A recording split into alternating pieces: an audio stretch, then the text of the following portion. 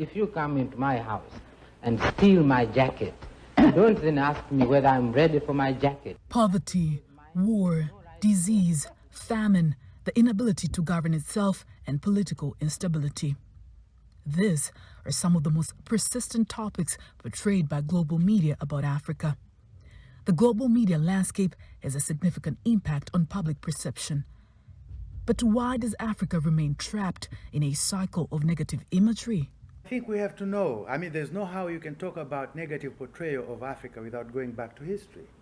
And therefore, I have no choice but to go back to history. You read this book by Anthony Satin.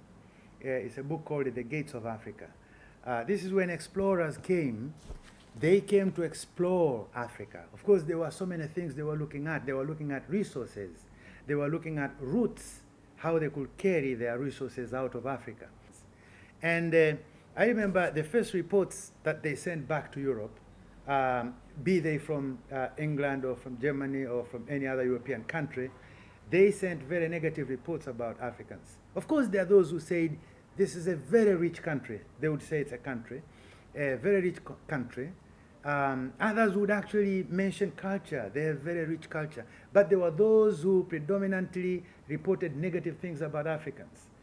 These are savages, they are barbaric, they live backward life.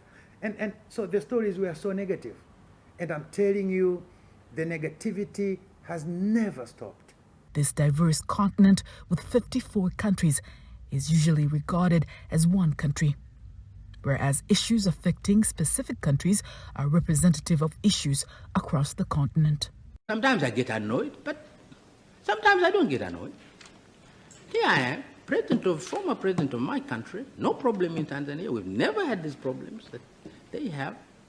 But I'm an African, and they see me, and they ask me the problems of Rwanda. I say, but I don't come from Rwanda. But you come from Africa.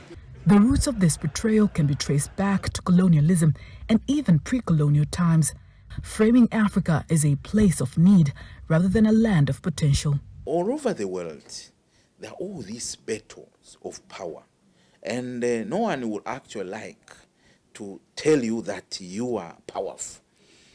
You know, the moment that they tell you that you are powerful, you are competent, you can do anything, it actually tells already that on their side, they may not be able to compete with you. Negative portrayals grab attention, but they come at a cost. Investors who are actually willing to maybe invest in Africa can be somewhat affected by that. You know, so people will be hesitant actually, you know, bringing in their investments in a country or continent where there is political violence. So there are so many other aspects of the economy that can be affected by, you know, stereotypical perception. Addressing negative portrayals requires collaboration. Partnerships between African nations and global businesses can foster understanding and highlight the continent's diverse opportunities. We have to make sure that we promote a positive image of ourselves.